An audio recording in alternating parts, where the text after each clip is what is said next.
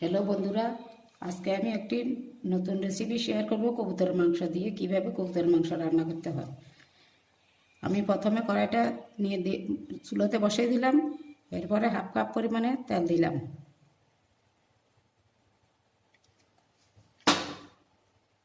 এখন আমার তেলটা গরম হয়ে গেছে। আমি দুটা তেজপাতা দিয়ে দিলাম।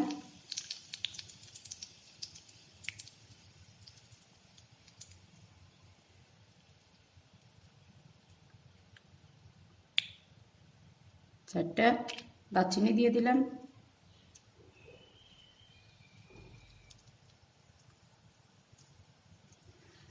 চারটা এলাচ দিয়ে দিলাম।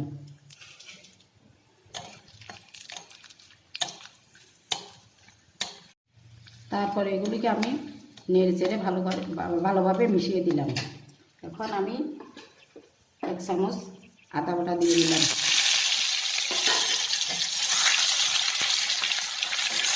রসুন বাটা দিয়ে দিলাম।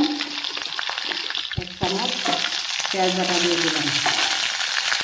এগুলিকে আমি ভালোভাবে নেড়ে কষিয়ে নিলাম।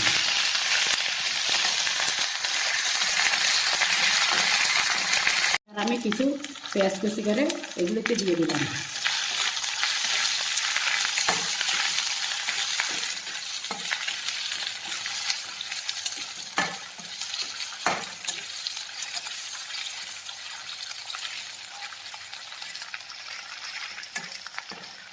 তারপর আমি সামান্য পরিমাণে জল দিলাম।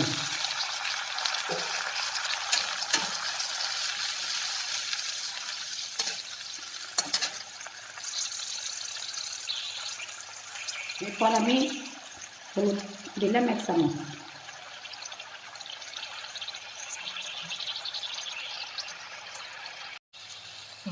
এবার মরিচের গুঁড়া দিয়ে দিলাম 1 চামচ। ধনিয়া 1 চামচ।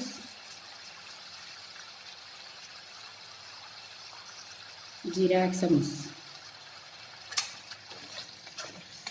তারপরে আমি এগুলিকে ভালোভাবে মিশিয়ে নিলাম।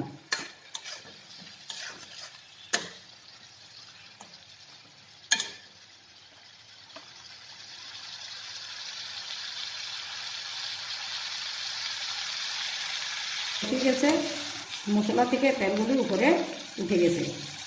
এবার আমি মাংসগুলো এখানে ঢেলে দিচ্ছি।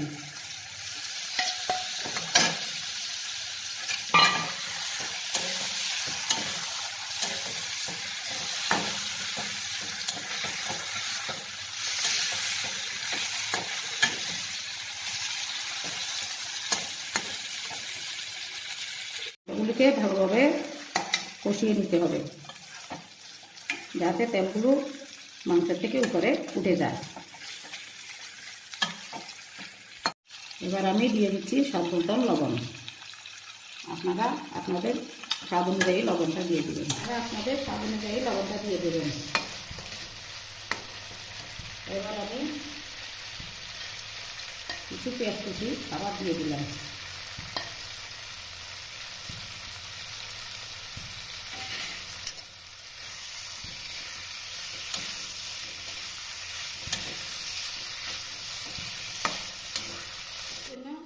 ঢাকনা দিয়ে দিলাম।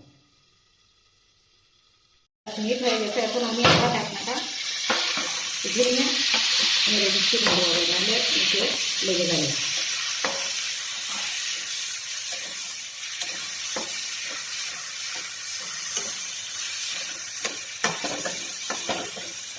মাংসের থেকে এখন জল বের হয়ে আসছে।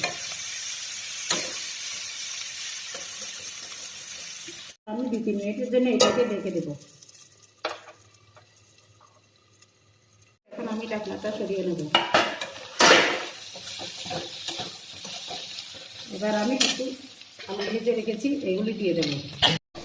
এবার আমি আলুগুলি ভেজে রেখেছি, এখন এগুলি দিয়ে দেব। দিয়ে আরেকটু নেড়ে চেড়ে আবার ঢাকনা দিয়ে দেব।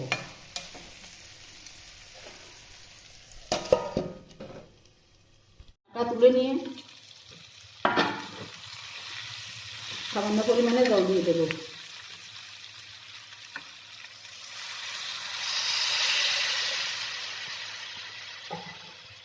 আপনারা চাইলে আরো বেশি করে জল দিতে পারবেন।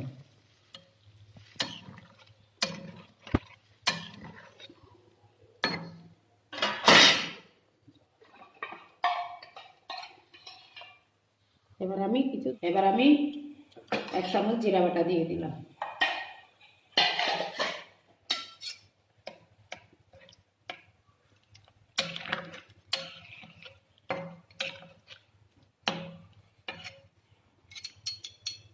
এখন আমি 2-3 মিনিটের জন্য এটা আবার ঢেকে দিলাম।